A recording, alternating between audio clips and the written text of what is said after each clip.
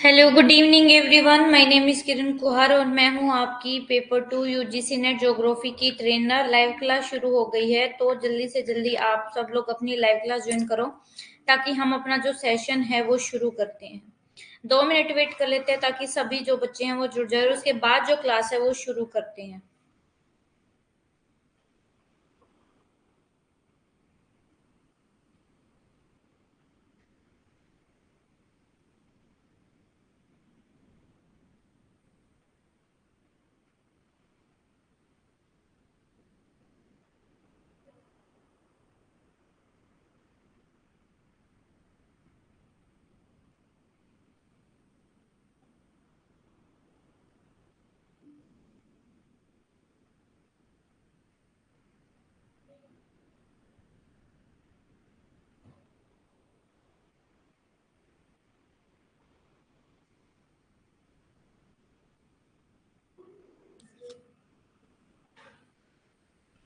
Good evening Ratilal.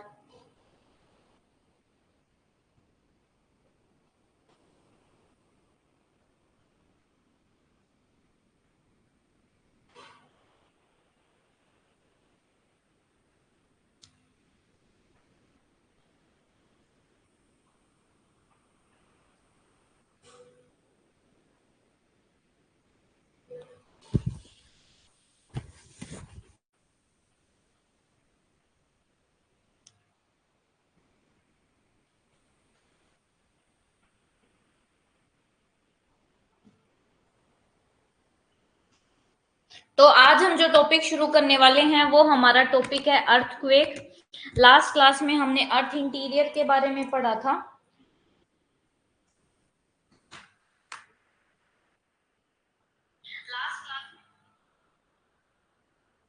और आज जो हमारा टॉपिक है वो कौन सा टॉपिक रहेगा आपका?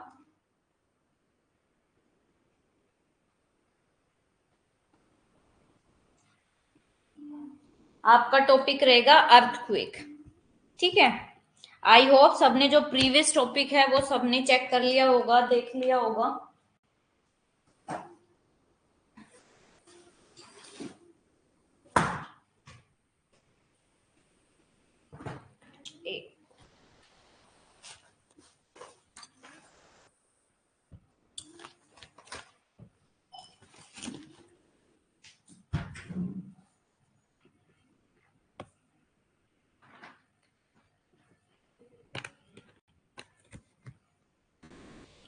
तो अर्थक्वेक हम शुरू करने वाले हैं और सबसे पहले हम पढ़ते हैं अर्थक्वेक। अर्थक्वेक को हिंदी में बोला जाता है बेटे भूकंप बोला जाता है।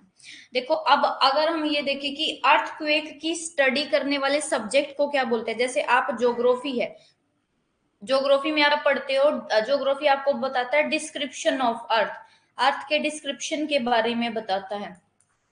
ऐसे ही आपका जो सब्जेक्ट है जो अर्थक्वेक के बारे में बताता है उसको बोला जाता है सिस्मोलॉजी, और ये आपका प्रीवियस ईयर क्वेश्चन है।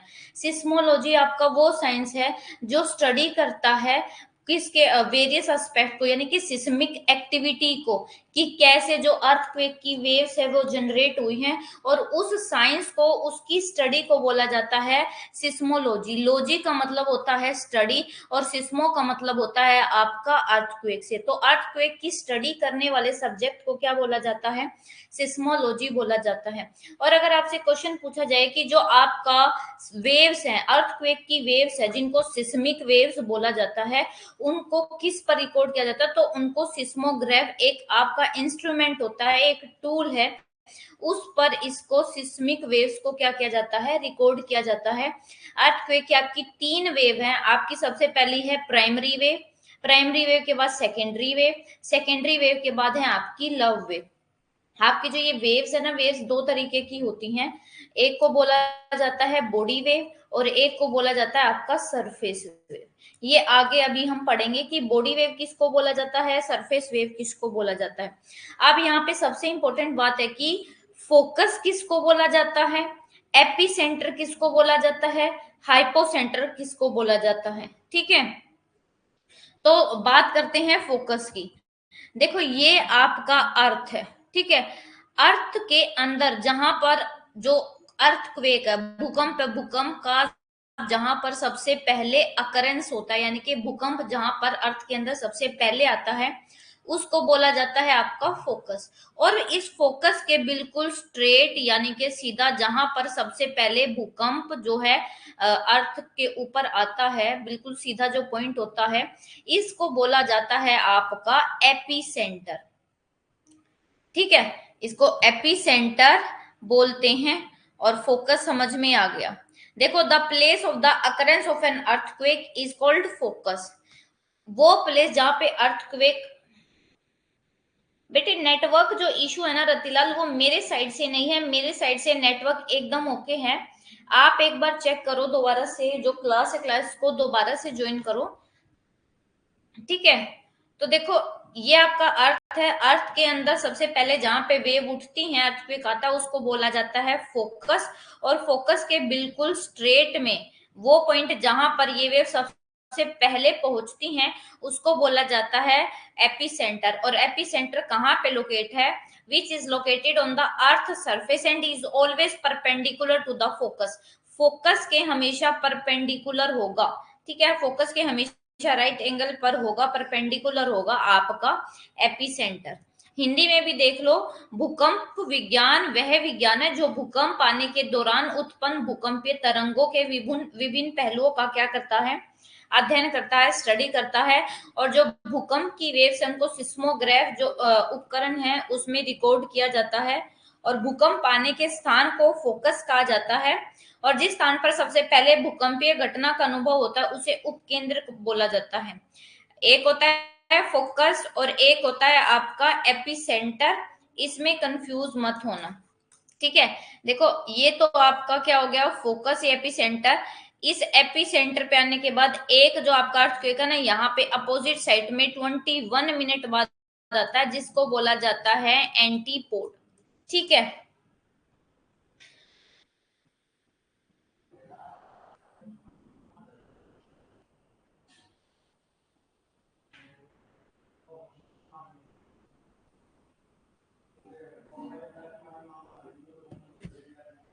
जो डीपेस्ट फोकस है, मतलब कि आज तक का सबसे गहराई से आने वाला जो अर्थक्वेक है, वो 700 किलोमीटर की गहराई से, यानी कि ये आपका अर्थ है, अर्थ के सरफेस से 700 किलोमीटर की गहराई से क्या है, अर्थक्वेक का ओरिजिन हुआ है, यहां से वेव चली है। ठीक है, अभी आपको देखो बहुत सारे ट्रेमर क्या होते हैं, झटके आपको फील होते हैं। और क्या है उसको क्या बोला जाता है, जो आपको अलग अलग तरीके के वो ट्रेमर जो जनरेट होते हैं अर्थक्वेक के दौरान, उसको बोला जाता है सिस्मिक वेव। जो आपको अर्थक्वेक के टाइम पे अलग अलग आपको ट्रेमर फील होते हैं ना, कि एक बार झटकाया, फिर दूसरी बार, फिर तीसरी बार सबसे जो है हाई लेवल का होता है, तो उन जो ट्रेमर्स होते हैं उनको क्या बोला जाता है, सिस्मिक वेव बोला जाता है। और जनरली जो आपकी सिस्मिक वेव होती है बेटे, वो 3 कैटेगरी की होती है, primary waves, secondary waves, surface waves. ठीक है, आपकी प्राइमरी वेव को पी वेव भी बोलते हैं, सेकेंडरी वेव को S wave and surface wave को आपका एल वेव भी बोलते हैं। अब आपके जो एएन स्ट्रोलर है ना, एएन स्ट्रोलर ने जो है अर्थक्वेक के बारे में बताया है कि अर्थक्वेक इज एन वाइब्रेशन। कि अर्थक्वेक क्या है, एक वाइब्रेशन है। किस में वाइब्रेशन है? हमारे अर्थ के सरफेस पर। वाइब्रेशन या ऑस्किलेशन क्या होता है, दोलन ऐसे अर्थ के सरफेस पे। ठीक है, अर्थक्वेक एक वाइब्रेशन या दोलन है जो हमारे अर्थ के सरफेस पर होता है, जो कि किसकी वजह से होता है, डिस्टरबेंस होने की वजह से, या तो ग्रेविटेशनल इक्विलिब्रियम, यानी कि जो आपकी रोक है ना, रोक में देखो आपको मैंने थ्योरी ऑफ आइसोस्टेसी करा हुआ है। ये देखो ये आपकी रोक है, जितनी रोक ऊपर है उतनी रोक नीचे है। अगर इसका थोड़ा सा भी पार्ट क्या होता है, डिसबैलेंस होता है, तो ये अनइक्विलिब्रियम पोजीशन में हो जाती है। उसकी वजह से आपके जो है अर्थक्वेक आते हैं।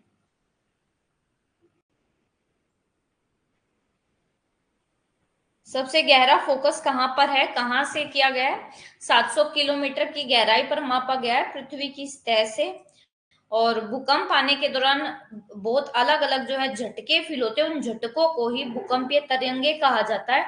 और आमतौर पर ये 3 तरीके की होती है, प्राथमिक, द्वितीयक और सतही लहर की। ठीक है, और जो भूकंप है वो पृथ्वी की सतह का एक कंपन या दोलन है जो चट्टान के लचीले या गुरुत्वाकर्षण संतुलन में क्या करता है। जब आप जो रॉक्स हैं अर्थ के, आपका हमें पता है कि हमारा क्या है, ये अर्थ है, अर्थ सरफेस पर बहुत सारी रॉक्स है। इस रॉक्स में क्या है, बैलेंस है। अगर इनका बैलेंस क्या हो जाता है, बिगड़ जाता है, तो उसकी वजह से आपके क्या आते हैं, अर्थक्वेक आते हैं। ये देख लो आपका, ये आपका जो फोकस है ना बेटे, फोकस को आप हाइपोसेंटर भी बोलते हो, फोकस को हाइपोसेंटर भी बोलते हो। और इस फोकस के बिल्कुल सीधा स्ट्रेट में जो आपका पॉइंट होता है उसको क्या बोलते हैं, एपिसेंटर। ठीक है, आपका क्या है, ये आपका फोकस है, फोकस के बिल्कुल ये स्ट्रेट में कौन सा है, एपिसेंटर है।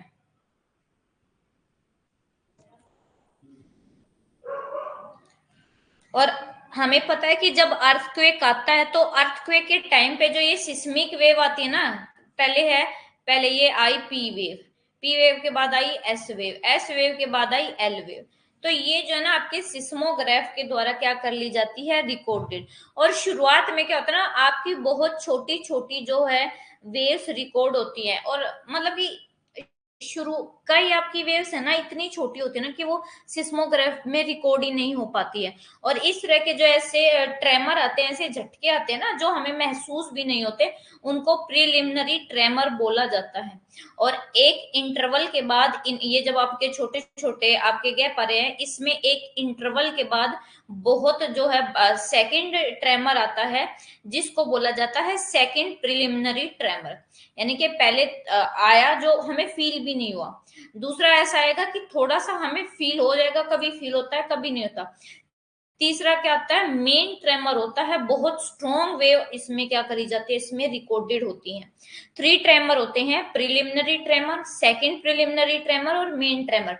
मेन ट्रेमर में आपका बहुत बड़ा आपको झटका लगता है, एकदम से सब कुछ हिल जाता है, घर में खिड़की पंखे वगैरह सब कुछ। और कई बार उस मेन ट्रेमर में अगर वो आपका अर्थ ज्यादा मैग्नीट्यूड पर है तो वो टूट भी जाता है, घर वगैरह भी टूट जाते हैं। ठीक है, तो ये हिंदी में है कि जब भूकंप आता है तो जो आपका सिस्मोग्राफ है उसकी मदद से भूकंपीय जो तरंगे हैं उसको मापा जाता है, उसको दर्ज किया जाता है। शुरुआत में कुछ छोटे और कमजोर जो है जो उतार चढ़ाव है वो दर्ज किए जाते हैं। और ऐसे जो झटके होते हैं उनको प्रारंभिक झटके बोला जाता है। फिर थोड़े अंतराल के बाद दूसरे झटके आते हैं, वो रिकॉर्ड होते हैं।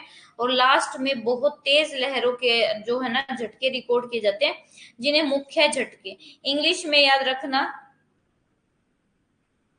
Main tremor, preliminary tremor and second preliminary tremor. ठीक है, और बेटे एक बात और याद रखो, ये आपका अर्थ है ना, अर्थ के अंदर का जो स्ट्रक्चर है, अर्थ के अंदर की जो रॉक्स है, वो भी आपके जो अर्थ के ना उसको क्या करती है, वो भी आपके अर्थ के नेचर को डिफाइन करती है। जो नेचर और प्रॉपर्टीज हैं आपके अर्थ के इंटीरियर की, वो भी सक्सेसफुली ऑब्टेन करती है। ठीक है, और बहुत सारी स्टडी के वेरियस एस्पेक्ट के बेस पे जो सिस्मिक वेव है वो mainly velocity and travel path of this wave while passing through a homogeneous solid body, but these waves are reflected and refracted while passing through a body having hetero। ये कहते हैं कि जब तक जैसे आपका ये अर्थ के अंदर का है, ये आपका क्या है, मेंटल है, मेंटल के बाद क्या है, कोर है। जब तक इनमें होमोजिनिटी होती है, जैसे आपका अपर मेंटल है, अपर मेंटल में ये वेव क्या हो जाती है, रिफ्लेक्ट और रिफ्रैक्ट हो जाती है। क्यों, क्योंकि अपर मेंटल आपका क्या है,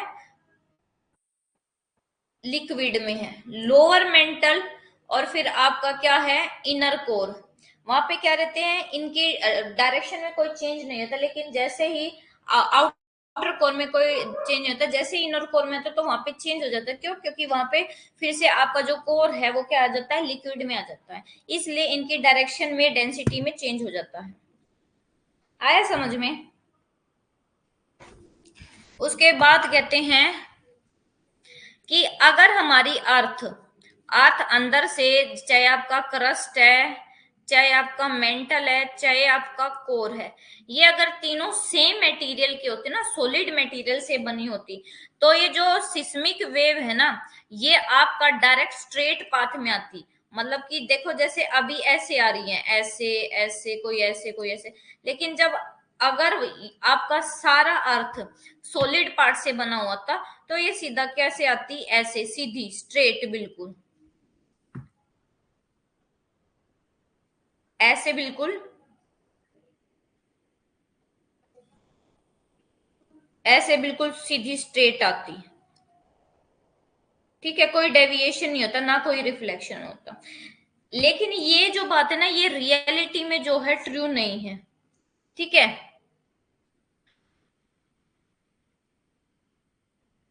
ये जो आपकी सिस्मिक वेव है ना, ये क्या है, आपकी कर्व्ड पाथ में होती है, ऐसे कर्व पाथ ले लेती हैं।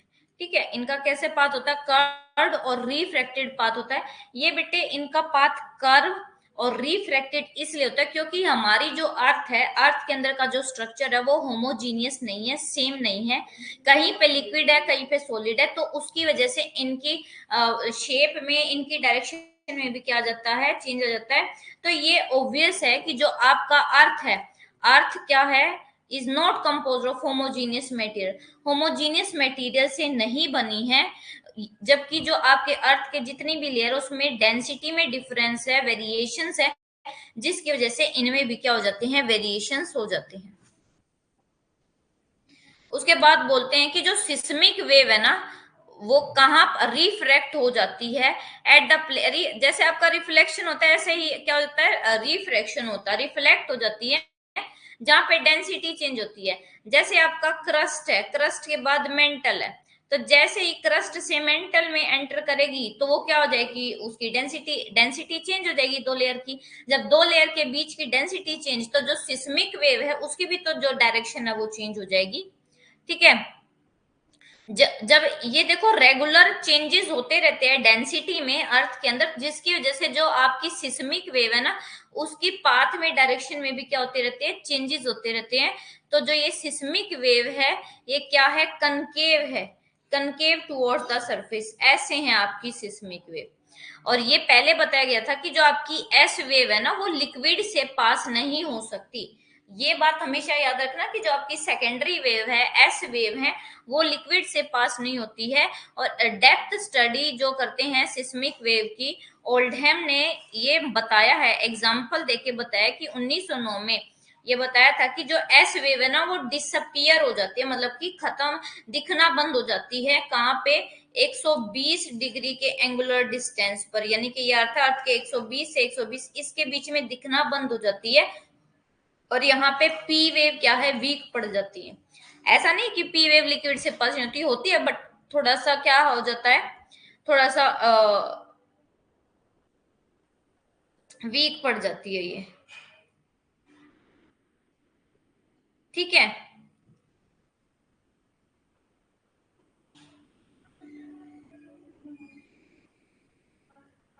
हिंदी में भी देख लो इसको।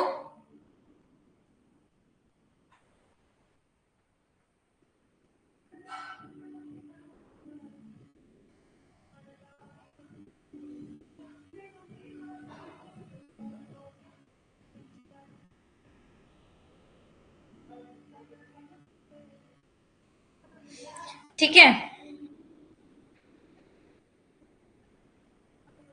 जो आपकी भूकंप की तरंगे है ना, जब घनत्व परिवर्तन होता है, ठीक है, आप जब बेटे डेंसिटी में चेंज हो जाता है ना, दो लेयर है आपकी, लेयर वन लेयर टू, इनकी जब डेंसिटी में चेंज हो जाता है, तो आपकी जो वेव्स है ना, वेव की डायरेक्शन भी चेंज हो जाती है। अगर मान लो वे यहां से आ रही हैं, तो वे क्या हो जाएगी, फिर ऐसे चली जाएंगी डेंसिटी में, ऐसे अगर वो आ रही है तो ऐसे हो जाएंगी, डेविएट हो जाएंगी अपने रास्ते से।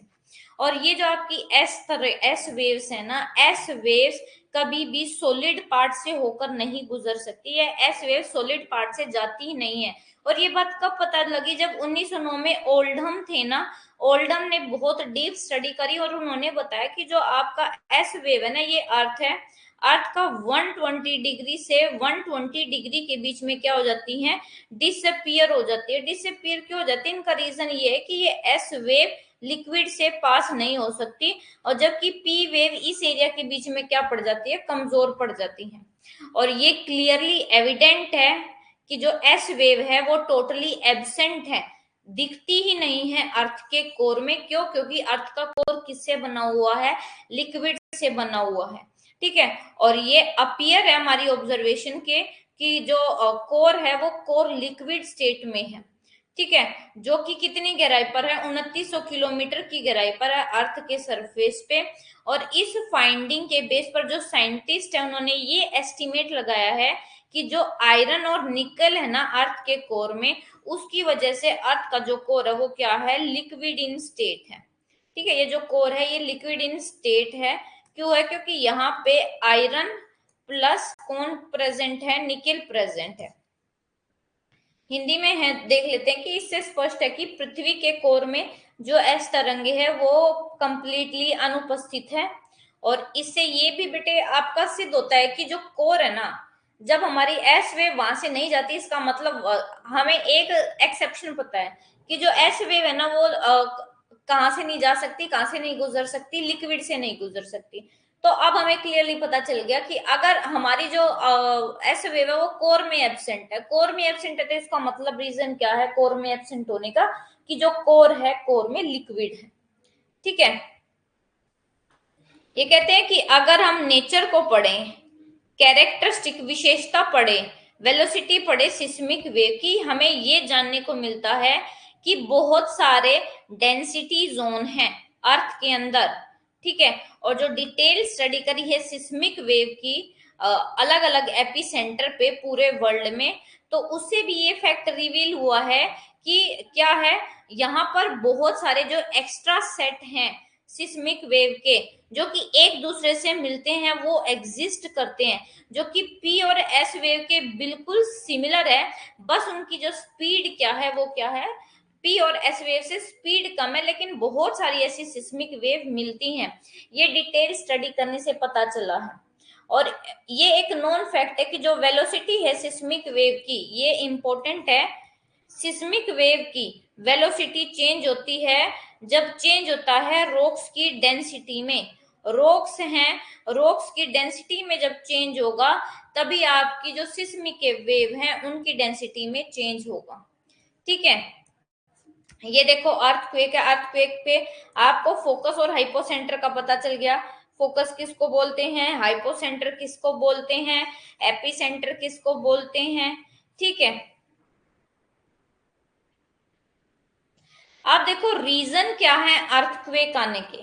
देखो अर्थक्वेक आने के रीजन नेचुरल तो है ही है, नेचुरली तो अर्थ में अर्थक्वेक आते ही आते हैं। आप सबको बताया कि जो अर्थ है वो अपने आप को होमोस्टैटिक प्रोसेस के द्वारा क्या करती रहती है, अपने आप को हील करती रहती है। जो नेचर में, नेचर की वजह से कुछ कमी हुई है या कुछ डिस्टरबेंस हुआ है, तो वो नेचर अपने अकॉर्डिंग ही क्या कर लेता है, सेट कर लेता है, और उस प्रोसेस को होमोस्टैटिक प्रोसेस बोला जाता है। अब आपके अर्थक्वेक क्या क्यों आते हैं, सबसे मेन पहला रीजन है वोल्केनिक एक्टिविटी, यानी कि ज्वालामुखी फटने की वजह से। जब आपका ये वोल्केनो है, वोल्केनो फटता है, तो देखो ये बहुत प्रेशर के साथ अंदर से जो है आपका जो लावा है वो बाहर निकल कर आता है। जब ये इतने ज्यादा स्ट्रोंगली आता है, इसके साथ गैसेस भी होते हैं, वो गैसेस भी बहुत शोर के साथ आती है, जिसकी वजह से आसपास के एरिया में क्या आता है, आपका भूकंप आता है। तो इस भूकंप की वजह से आपके क्या आ जाते हैं, अर्थक्वेक आ जाते हैं। और दूसरा है फोल्टिंग। फोल्टिंग बेटे जब आपकी जो प्लेट है, प्लेट एक दूसरे से दूर मूव करती है, या प्लेट एक दूसरे के पास मूव करती है, या प्लेट एक दूसरे के सहारे से निकल जाती है, तो इस केस में भी आपके क्या आते हैं, फोल्ट आते हैं। और सबसे ज्यादा फोल्ट तब आते हैं कि जब दो प्लेट एक दूसरे के पास आती हैं। ठीक है, उसके बाद है आइसोस्टेटिक डिस्टरबेंस। आइसोस्टेटिक डिस्टरबेंस यानी कि आपका अर्थ के ऊपर ये क्या है, अर्थ के ऊपर ये माउंटेन्स हैं, और ये माउंटेन्स क्या एक इक्विलिब्रियम पोजीशन में, कि इनका एक पार्ट अदर ऊपर है तो नो पार्ट अंदर है, ये अंदर वाला पार्ट इसको क्या करता है, ऊपर वाले पार्ट को बैलेंस करता है। अगर इन दोनों के रेशियो में थोड़ा सा भी चेंज होता है तो आपके क्या आ जाते हैं, अर्थक्वेक आते हैं, लैंडस्लाइड आ जाती है।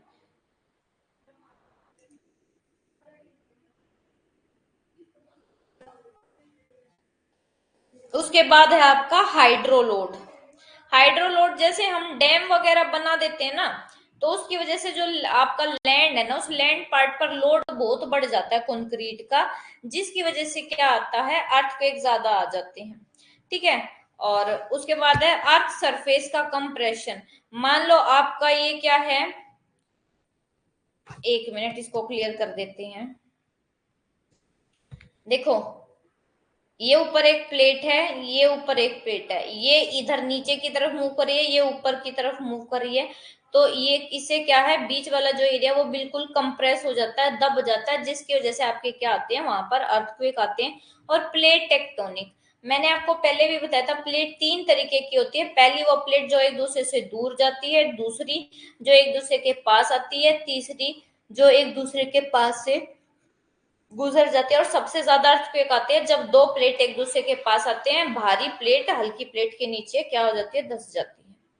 ठीक है। अब आपके क्या है, टाइप्स ऑफ अर्थक्वेक, अर्थक्वेक के टाइप बता रखे हैं। सबसे पहला जो अर्थक्वेक है,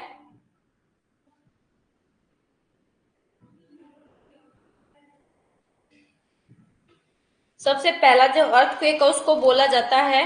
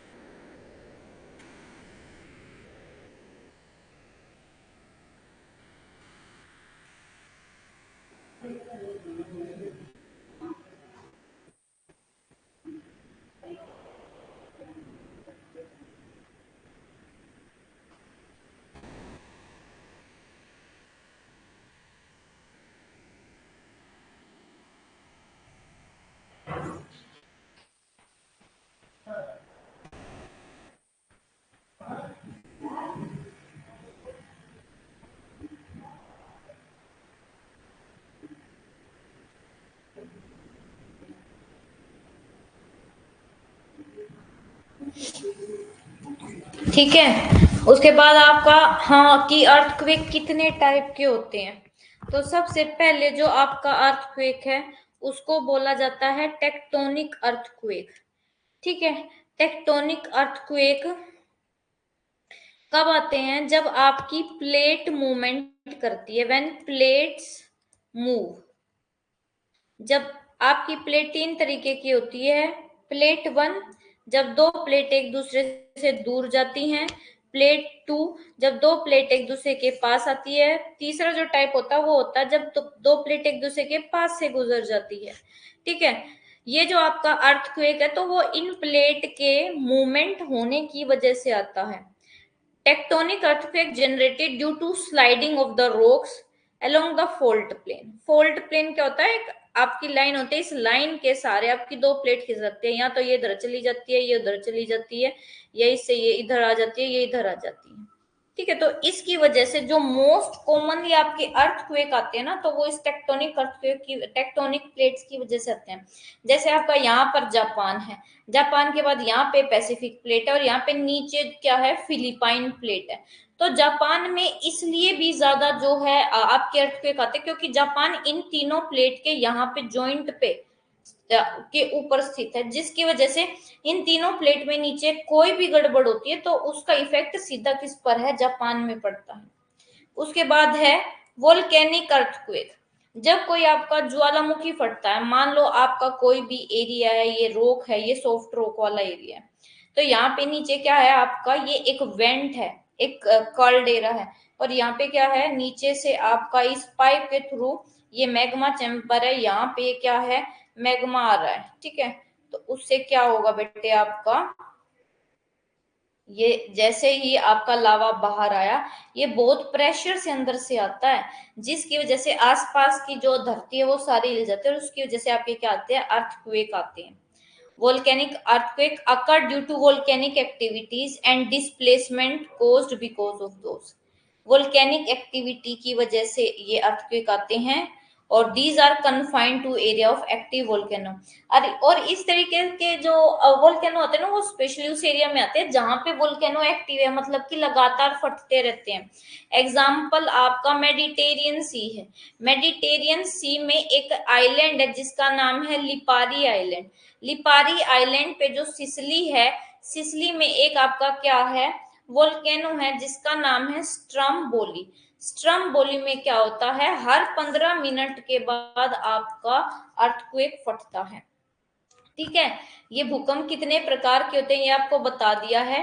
टेक्टोनिक भूकंप है, उसके बाद आपका ज्वालामुखी भूकंप है, ये आपको समझा ही दिया, और एक आपका टेक्टोनिक भूकंप। अब उसके बाद है आपका कोलैप्स अर्थक्वेक, ठीक है। कोलैप्स अर्थक्वेक क्या होता है कि बेटे आपका ये रोक आपका माउंटेनस एरिया, और माउंटेनस एरिया में यहाँ पे क्या कर देते हैं, अंदर से इन रॉक्स को खोखला कर देते हैं, यहाँ पे माइनिंग कर देते हैं। तो माइनिंग करने की वजह से अब ये कैसी बच जाती हैं, सिर्फ ऐसी ऐसी रह जाती हैं, ठीक है। ये माउंटेन्स ऐसे रह जाते हैं, तो जिसकी वजह से क्या होता है बेटे, ये खोखली हो जाती है, और खोखली होके क्या है, गिर जाती है। गिरने की वजह से वहां पे क्या आता है, आपका अर्थक्वेक आता है, भूकंप आता है। कोलैप्स अर्थक्वेक मोस्टली उस पार्ट पर होता है जहां पे माइनिंग बहुत ज्यादा होती है, बहुत ज्यादा सीवियर जब माइनिंग करते हैं तो वहां पे क्या आता है, आपका कोलैप्स अर्थक्वेक आता है।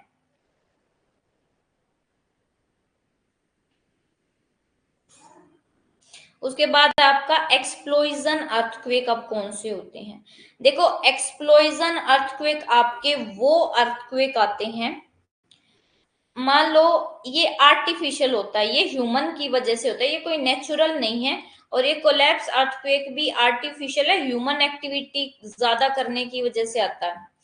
एक्सप्लोजन अर्थक्वेक कौन सा है, जब आपकी जो ग्राउंड है, आपका ये ग्राउंड है, जब यहाँ पे हम कोई न्यूक्लियर एक्सप्लोजन कर देते हैं, कोई केमिकल एक्सप्लोजन हो जाता है, तो उसकी वजह से जो आपका ये लैंड पार्ट है, इसमें क्या होती है, शेकिंग होती है, ठीक है। उस शेकिंग की वजह से ही क्या होता है, आपका अर्थक्वेक आता है। उसके बाद है आपका रेजर्वोयर इंड्यूस्ड अर्थक्वेक, ठीक है। ये रेजर्वोयर इंड्यूस्ड अर्थक्वेक भी कैसे होते हैं, आपके आर्टिफिशियल होते हैं, ह्यूमन एक्टिविटी की वजह से आते हैं। एग्जाम्पल जो इंजीनियर्स हैं, उन्होंने ये आपके दो रॉक्स के बीच में यहाँ पे क्या बना दिया, ये डैम बना दिया, ठीक है। और उन्होंने स्टडी नहीं करी कि उन्होंने पहले, जब भी आपका डैम बनता है तो उस डैम करने से पहले आपके एक स्टडी करी जाती है, एक सर्वे होता है कि यहाँ का स्ट्रक्चर कैसा है, रॉक्स कैसी हैं, ठीक है, सॉफ्ट रॉक तो नहीं है, हार्ड रॉक है, लाइमस्टोन रॉक तो नहीं है, ये सब देखा जाता है। जो वाटर है, वाटर स्पीड क्या है, ये सब चीजें देखा जाता है। अगर मान लो जो आपका इंजीनियर है वो सर्वे नहीं करता और वो डायरेक्ट यहाँ पे क्या है, डैम बना देता है, और इन फ्यूचर ये जो आपका एरिया है, यहाँ पर सॉफ्ट रॉक ज्यादा है, तो सॉफ्ट रॉक होंगी तो ये तो यहाँ पे इसका तो क्या हो जाएगा, बहुत ज्यादा इरोजन हो जाएगा इस लैंड का, जिसकी वजह से ये डैम क्या हो जाएगा, ब्रेक हो जाएगा। और जैसे ही डैम ब्रेक होगा तो क्या आएगा, आपका अर्थक्वेक आएगा। इसी को बोला जाता है रेजर्वोयर इंड्यूस्ड अर्थक्वेक। आपका हिंदी में देखो, ये जो कोलैप्स अर्थक्वेक है इसको पतन भूकंप बोलते हैं, विस्फोट भूकंप है और जलाशय प्रेरित भूकंप है। अब आपके अर्थक्वेक के टाइप मैंने करवा दिए। टेक्टोनिक अर्थक्वेक ये नेचुरल है, वोल्केनिक अर्थक्वेक ये भी नेचुरल है, एक्सप्लोजन आपका क्या है, आर्टिफिशियल है, कोलैप्स भी आपका क्या है, ये आर्टिफिशियल है। जैसे आप ना बहुत बार यूट्यूब पर रील्स भी देखोगे कि कई बार ना आपकी बिल्डिंग की बिल्डिंग गिराई जाती है, तो जब वो बिल्डिंग गिरती है ना ऊपर से नीचे, तो क्या होता है, बहुत जोर से अर्थ पर शेकिंग होती है, अर्थ के सरफेस से, जिसकी वजह से क्या आ जाता है, अर्थक्वेक आ जाता है, और उसी को अर्थक्वेक बोलते हैं। अब देखो ये आपका प्रीवियस ईयर क्वेश्चन है, पेपर में पूछा गया है। अर्थक्वेक मैच द फॉलोइंग में दिया गया, यहाँ पे लिस्ट 1 लिस्ट 2 में दिया गया था कि फोकस के अकॉर्डिंग आपको मैच करने थे और एक ऑप्शन चूज करना था। अब अर्थ के फोकस यानी कि गहराई के आधार पर अर्थक्वेक को 3 जोन में डिवाइड किया गया है, शैलो अर्थक्वेक, इंटरमीडिएट अर्थक्वेक और डीप अर्थक्वेक। शैलो अर्थक्वेक कौन से होते हैं, जो बहुत गहराई से नहीं होते, यानी कि जिनकी गहराई कम होती है। आपका शैलो अर्थक्वेक की जो जो फोकस है, जो गहराई है, वो 0 से 50 किलोमीटर की गहराई से उसका ओरिजिन होता है। इंटरमीडिएट अर्थक्वेक वो अर्थक्वेक होते हैं जिनकी गहराई 50 से 250 किलोमीटर के बीच में है। और डीप अर्थक्वेक वे अर्थक्वेक हैं जिनकी गहराई 250 से 700 किलोमीटर है। मैक्सिमम जो फोकस है, फोकस 0 से 700 होगा, और इसी के बेस पे 3 तरीके के आपके अर्थक्वेक हैं। शैलो अर्थक्वेक जो कि 0 से 50 किलोमीटर है, इंटरमीडिएट अर्थक्वेक जो कि 50 से 250 है, और डीप अर्थक्वेक जो कि 250 से 700 मीटर के बीच में है। हिंदी में भी दे रखा है कि फोकस की, देखो आपको फोकस मैंने बता दिया, फोकस क्या होता है। फोकस को आप हाइपोसेंटर भी बोलते हो, और एक आपका होता है एपिसेंटर, एपिसेंटर भी बता दिया, और एक आपका बता दिया एंटीपोड क्या होता है, ये सब मैं आपको बता चुकी हूँ। और इसके बेस पर 3 जोन में बांटा गया, उथला, मध्यवर्ती और गहराई। इन पे बेस पर 0 से 700 किलोमीटर के बीच में है। ठीक है, उथले भूकंपों का फोकस 0 से 50, मध्यवर्ती भूकंपों का 50 से 250, और गहरे भूकंपों का फोकस 250 से 700 इसके बीच में होता है। ये देखो आपके शैलो फोकस कैसे आएंगे, जब आपकी ये देखो ये एक प्लेट है, 2 प्लेट एक दूसरे के पास आ रहे हैं, ये प्लेट थोड़ी सी ऐसे टच हुई, तो यहां से जो भूकंप का ओरिजिन होगा उसको बोला जाता है शैलो फोकस। फिर आपकी प्लेट थोड़ी सी और नीचे चली गई और ये प्लेट थोड़ी सी और ऊपर आ गई, तो वहां पे जब आपका फोकस ओरिजिन होगा अर्थक्वेक का, तो होगा इंटरमीडिएट। और बहुत गहराई में जाकर जब प्लेट पिघलते तो तब आते आपके डीप फोकस जो कि 700 किलोमीटर के आसपास होता है। ठीक है, अब आपकी सिस्मिक वेव के टाइप है, जिसको पी वेव, एस वेव भी बोला जाता है। देखो आपकी पी वेव, एस वेव, आपकी लव वेव और रेलेग वेव। जो ये पी वेव और एस वेव होती है, इनको क्या बोला जाता है, बॉडी वेव। बॉडी वेव क्यों बोला जाता है, क्योंकि ये आपका अर्थ है, अर्थ की बॉडी के अंदर ही रहती है, कभी भी अर्थ के सरफेस पर नहीं आती। जबकि आपकी ये दोनों क्या है, सरफेस वेव है, ये पृथ्वी के सरफेस पर चलती है, और सबसे ज्यादा डिस्ट्रक्शन भी ये लव वेव करती है, सबसे लेट आती है और सबसे ज्यादा डिस्ट्रक्शन करती है। अब इसमें देखो सिस्मिक वेव में body wave, surface wave. Body wave में आपका longitudinal P wave, transverse wave. देखो लॉन्गिट्यूडनल क्या होती है, ऐसे स्ट्रेट, ट्रांसवर्स कैसी होती है, 90 डिग्री पर होती है। एल वेव ये है आपका। अब सबसे पहले है प्राइमरी वेव। देखो प्राइमरी वेव को हम लॉन्गिट्यूडनल और कंप्रेशनल वेव भी बोलते हैं, या सिंपली आप पी वेव भी बोलते हो, क्योंकि ये जो साउंड वेव्स होती है ना, साउंड वेव ऐसे चलती हैं, अगर यहाँ से कुछ बोला तो सीधा ऐसी जाएंगी, तो इसको क्या बोला जाता है, प्राइमरी वेव, या ये साउंड वेव की तरह दिखती है। तो ये देखो ये आपको कीवर्ड दे दिया जाएगा कि कौन सी वेव है जो साउंड वेव की तरह होती है, तो वो आपकी प्राइमरी वेव होती है, जहां पे particle, wherein particle move both to and from the line of the propagation, यानी कि यहां से, जहां से बोला है एंड तक, वहां तक क्या जाएगी, ये मूव करेंगे पार्टिकल। देखो जो सबसे ज्यादा जो स्पीड होती है वो पी वेव की होती है। P wave travel with fastest speed through solid material. Solid material से जब जाती है तो पी वेव की जो स्पीड होती है वो बहुत ज्यादा होती है। ये भी ये है कि जो आपकी पी वेव है ना, ये लिक्विड से भी पास हो सकती है, लेकिन डिफरेंस इतना आ जाता है कि बेटे कि जब ये लिक्विड से पास होती है ना, तो इसकी जो स्पीड है ना वो कम हो जाती है एज कंपेयर टू इसकी सॉलिड मटेरियल में जब ये जाती है तो स्पीड ज्यादा, लेकिन जैसे ही लिक्विड में आते हैं तो ये वीक पड़ जाती है।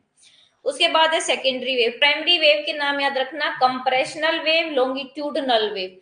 उसके बाद है सेकेंडरी वेव। सेकेंडरी वेव में जो मटेरियल है वो 90 डिग्री पर मूव करते हैं ऐसे, ठीक है, इसलिए इनको ट्रांसवर्स या डिस्टोर्शनल और सिंपली एस वेव भी बोलते हैं। ये कैसे होती हैं, जैसे पानी में ऐसे रिपल्स नहीं होते जब आप पानी में कुछ पत्थर मार देते हो, और लाइट वेव की तरह होती है। तो आपसे क्वेश्चन पूछा जाएगा कि कौन सी वेव है जो कि वाटर रिपल्स या लाइट वेव की तरह होती है, जिसमें जो पार्टिकल्स हैं वो राइट एंगल, ये रेज हैं, रेज के राइट एंगल पर मूव करते हैं। ठीक है, ये आपका क्या है?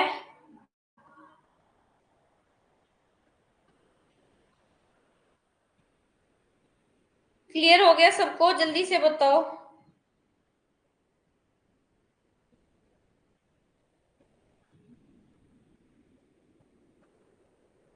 2 मिनट का वेट ले लेते हैं, उसके बाद शुरू करती हूँ, जल्दी से बताओ।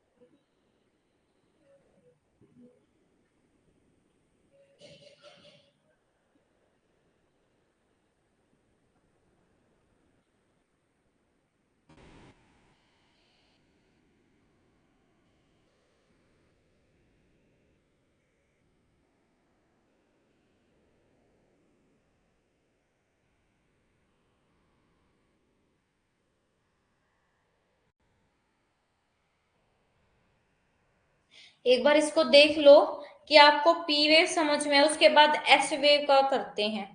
एस वेव आपको दोनों करवा दी है ना मैंने।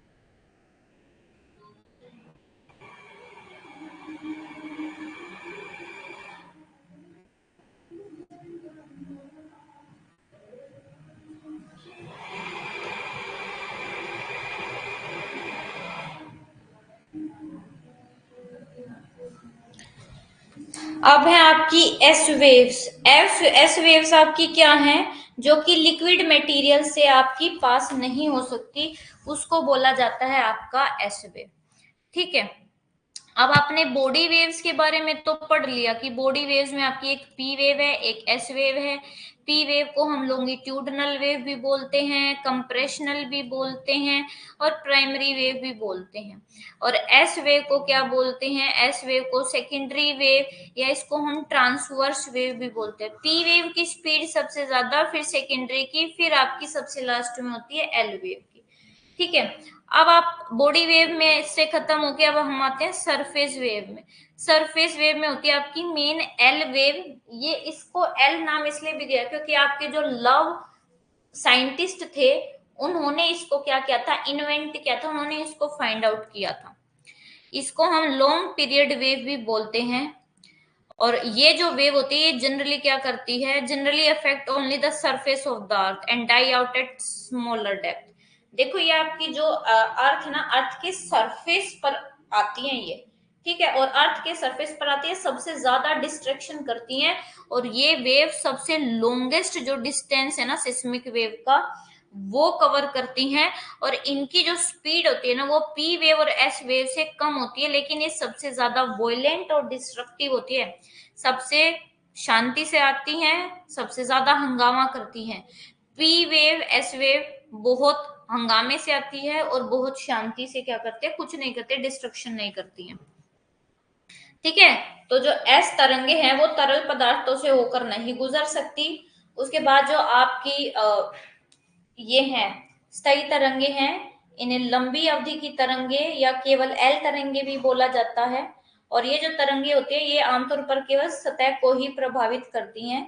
पृथ्वी और कम गहराई पर क्या है, ये मतलब कि ज्यादा डेप्थ से ओरिजिन नहीं होती, कम गहराई पर ही ये डिसअपियर हो जाती हैं। इनकी स्पीड जो है सबसे कम होती है, लेकिन ये सबसे ज्यादा हिंसक और विनाशकारी होती है। और ये स्टेटमेंट आती है आपके एग्जाम में। ठीक है, उसके बाद है एमरजेंस ऑफ शेडो जोन। अब शेडो जोन क्या होता है, देखो जहां पर आपकी ये एस वेव नहीं पहुंचती हैं, ये आपका अर्थ है अर्थक्वेक का ये जो पार्ट है इसमें आपकी क्या है, एस वेव नहीं पहुंचती, तो इसको क्या बोला जाता है, शेडो जोन। ऐसे ही पी वेव भी नहीं पहुंच पाते, उसको भी क्या बोला जाता है, shadow zone of P waves. तो देखो earthquake waves get recorded in seismograph. ठीक है, जो अर्थक्वेक की जो वेव है जो सिस्मोग्राफ में रिकॉर्ड हो जाती है, लोकेट हो जाती है, ठीक है। हाउएवर देयर, लेकिन कुछ ऐसा स्पेसिफिक एरिया भी है जहां पे ये जो वेव है वो नहीं पहुंच पाती, और उसी को बोला जाता है शेडो जोन। ठीक है, उसको क्या बोला जाता है, शेडो जोन। मतलब कि कुछ एरिया ऐसा है जहां पर ये हमारी वेव्स नहीं पहुंच पाती, उसको शेडो जोन बोला जाता है। बहुत सारी जब डिफरेंट इवेंट्स हुए, उन्होंने इस बात को रिवील किया कि जो हर अर्थक्वेक है, ठीक है, वो क्या है, हर अर्थक्वेक का एक जोन होता है, एक शेडो जोन होता है।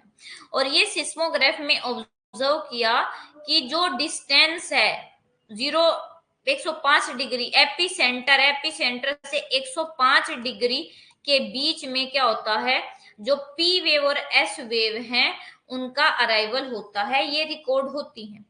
लेकिन जो सिस्मोग्राफ है, सिस्मोग्राफ में 145 डिग्री से 145 डिग्री के बीच में पी वेव और एस वेव का अराइवल रिकॉर्ड नहीं होता है, जो कि ये शो करता है कि यहाँ पे पी वेव एस वेव नहीं आती, तो कुछ तो गड़बड़ है, कुछ तो ऐसी चीज है। ठीक है, तो जो जोन 105 से 145 के बीच में है, ये एपी सेंटर से 105 से 145 डिग्री के बीच में शेडो जोन होता है, दोनों वेव का, पी वेव का भी एस वेव का भी। पूरा जोन 105 से 105 के बीच में आपकी क्या है, अर्थक्वेक एस वेव नहीं होती, तो उसको बोला जाता है shadow zone of S wave. ठीक है, तो शेडो जोन जो है एस वेव का वो ज्यादा बड़ा है पी वेव्स के। जो शेडो जोन है पी वेव का वो क्या है, 105 से बस 100, ये अर्थ है, अर्थ में 105 से 145 इतनी है। वही अगर आप एस वेव का देखोगे तो वो 145 से 105 से 145, 105 से 145 नहीं, 145 से 145 है। ठीक है, तो जो शेडो जोन है एस वेव का वो क्या है, is not only larger in extent but it is also little over 40% of the earth surface. कहते हैं कि एस वेव एरिया में ही बड़ा नहीं, ये अर्थ के सरफेस से भी 40% ज्यादा जो है ना इसका शेडो जोन है। ये देखो, ये आपका क्या है, एस वेव। कोई डायरेक्ट यहाँ पे ये 105 से 105 के बीच में कोई डायरेक्ट आपकी एस वेव रिकॉर्ड नहीं होती है। और पी वेव देखो 105 से 145 इधर, 105 से 145 इधर, यहाँ पे बस रिकॉर्ड नहीं होती है। बाकी एस वेव का जो एरिया है वो क्या है, बड़ा है। वही पी वेव का एरिया क्या है, वो कम है। ठीक है, ये देखो सबसे ज्यादा अर्थक्वेक कहां पर आते हैं, सबसे ज्यादा अर्थक्वेक आते हैं आपके इस रिंग ऑफ फायर में। सबसे ज्यादा अर्थक्वेक आते हैं इस रिंग ऑफ फायर में। आने का रीजन क्योंकि यहाँ पे डिस्ट्रक्टिव प्लेट्स हिट है, यानी कि दो प्लेट एक दूसरे के पास आती है, तो यहाँ पे डिस्ट्रक्शन ज्यादा होता है। इसकी वजह से यहाँ पे सबसे वर्ल्ड के सबसे ज्यादा अर्थक्वेक यहीं आते हैं। ठीक है, देखो India had it share in some of devastating earthquake. India में भी बहुत सारे ऐसे इवेंट है कि जहां पर इंडिया में बहुत बुरे अर्थक्वेक आए हैं। 58.6% जो इंडियन लैंड है वो क्या है, 58.6% इंडिया की लैंड पर मॉडरेट यानी कि हल्के से लेके हाई इंटेंसिटी के जो है अर्थक्वेक आते हैं। कुछ जो ग्रेट अर्थक्वेक है ना जो इंडिया में आए हैं, जैसे आपका कच्छ का अर्थक्वेक है 1819 में था, 8.3 मैग्नीट्यूड पर था। और ये पूछे जाते हैं, मैच द फॉलोइंग में दिए जाते हैं लिस्ट। असम का अर्थक्वेक है 1897 में आया था। बिहार नेपाल में 1934 में 8.4 मैग्नीट्यूड पे। कोयना अर्थक्वेक है ये 6.5 मैग्नीट्यूड पर। उत्तरकाशी है वहां पे 6.6 मैग्नीट्यूड पर। किलारी है वहां पे 6.4 मैग्नीट्यूड पर। भुज है 7.7 रिक्टर पर आया था। और जम्मू कश्मीर में 2005 में क्या है, अर्थक्वेक आया था। अब डिस्ट्रीब्यूशन है अर्थक्वेक का। देखो अगर सबसे बड़ी बेल्ट बताओ ना अर्थक्वेक की, तो वर्ल्ड की जो सबसे बड़ी ग्रेटेस्ट अर्थक्वेक बेल्ट है वो है सरकम पैसिफिक बेल्ट, जो अभी आपको बताई थी चारों ओर पैसिफिक के। इस वाली बेल्ट में पूरे वर्ल्ड के 63 से 65% के बीच में क्या आते हैं, अर्थक्वेक आते हैं। इसलिए इसको रिंग ऑफ फायर भी बोला जाता है। ये बेल्ट यहाँ पे क्यों आते हैं सबसे ज्यादा, क्योंकि यहाँ पे क्या है आपका सबडक्शन जोन है, दो प्लेट एक दूसरे के पास आती हैं, जिसकी वजह से यहाँ पे क्या है अर्थक्वेक ज्यादा आता है। सेकंड है आपकी एल्पाइड अर्थक्वेक बैंक, अफ्रीका के यहाँ से और एशिया के यहाँ से। इसको मिड कॉन्टिनेंटल बेल्ट भी बोलते हैं। ये जावा से सुमात्रा, आपका जावा है, जावा से सुमात्रा के बीच में है। और जावा से लेके सुमात्रा, सुमात्रा से फिर हिमालय और मेडिटेरियन और अटलांटिक ओशियन से शुरू होती है, और वहां नीचे एशिया में सुमात्रा तक है। 21% जो वर्ल्ड के लार्जेस्ट अर्थक्वेक आते हैं वो यही से आते हैं। ठीक है, तो जो थर्ड प्रोमिनियंट बेल्ट है वो क्या है आपका मिड एटलांटिक रीजन, यानी कि अटलांटिक ओशन में आपके क्या आते हैं, सबसे ज्यादा अर्थक्वेक आते हैं। ठीक है, यहाँ पे दो प्लेट एक दूसरे से दूर जाती हैं। यहाँ पे क्या आता है आपका एफ्यूजिव, यानी कि एफ्यूजिव क्या होता है, लावा शांति से निकलता है यहाँ पे। ठीक है, तो यहाँ पे अर्थक्वेक भी क्या आते हैं, शैलो अर्थक्वेक आते हैं। ठीक है, देखो इस वाली बेल्ट में सबसे ज्यादा क्या आते हैं बेटे, अर्थक्वेक आते हैं, इसलिए इसको ring of fire. Second belt आपकी यहां से शुरू होती है और यहां से आके यहाँ पे खत्म होती है, इसको बोला जाता है आपकी मिड कॉन्टिनेंटल बेल्ट या एल्पाइड बेल्ट। थर्ड बेल्ट है आपकी ये, इसको बोलते हैं एटलांटिक बेल्ट। ठीक है, अच्छा अब रीजन क्या है अर्थक्वेक में, रीजन इंडिया में अर्थक्वेक आने के, पहला रीजन तो है ये हिमालयन बेल्ट, कि आपके ये हिमालय है और हिमालय अभी भी बन रहे हैं, जिसकी वजह से यहाँ पे अभी भी आपको देखते हो कि नॉर्दर्न पार्ट में अर्थक्वेक ज्यादा रहे इसी रीजन से। ठीक है, दूसरा जो सी फ्लोर डिस्प्लेसमेंट, यानी कि समुद्र जो है वो फैल रहा है, दो प्लेट एक दूसरे से दूर जा रहे हैं, जिसकी वजह से समुद्र का एरिया बढ़ रहा है। ठीक है, इसकी वजह से। और डेक्कन प्लेटू, कुछ जो साइंटिस्ट है ना वो इस थ्योरी पर आए हैं कि जैसे आपका लाटूर और ओसामाबाद है, लाटूर ओसामाबाद है महाराष्ट्र में, भीमा है, यहाँ पर अब आपके जो है अर्थक्वेक आने लगे हैं। ठीक है, उसके पीछे भी रीजन नहीं पता लगा है, तो ये रीजन है। यहाँ पे तो देखो ये आपका हिमालय बन रहा है, ये ऊपर से यूरेशियन प्लेट और नीचे से इंडियन प्लेट, ये इधर की तरफ मूव कर रही है, ये इधर की तरफ मूव कर रही है, जिसकी वजह से कंप्रेशन हो रहा है, दबाव बढ़ रहा है और आपका अर्थक्वेक आ रहा है।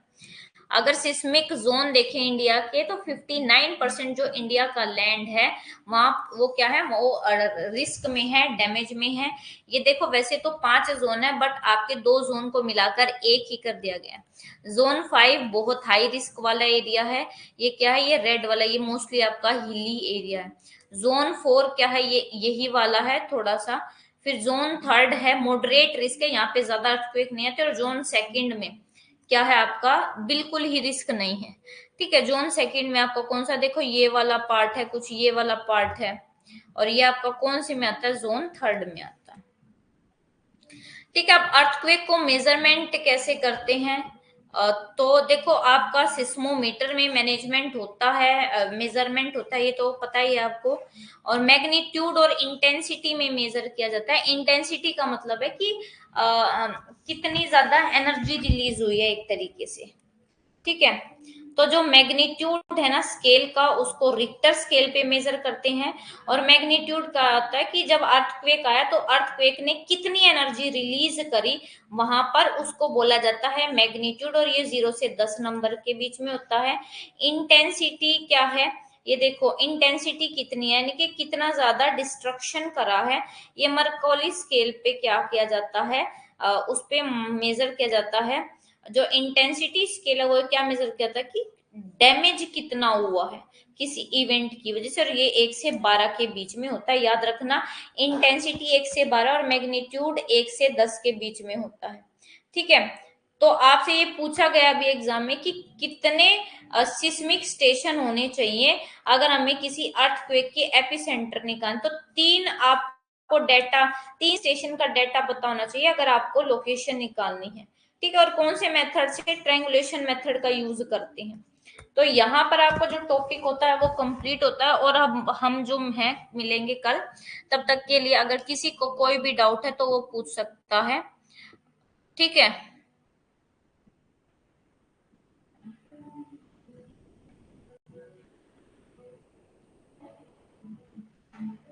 ठीक है, अगर कोई भी इश्यू है, आपको कुछ समझ नहीं आता है, तो आपको बता दिया जाएगा और आपकी जो फाइल्स हैं वो अपलोड कर दी जाएंगी आज।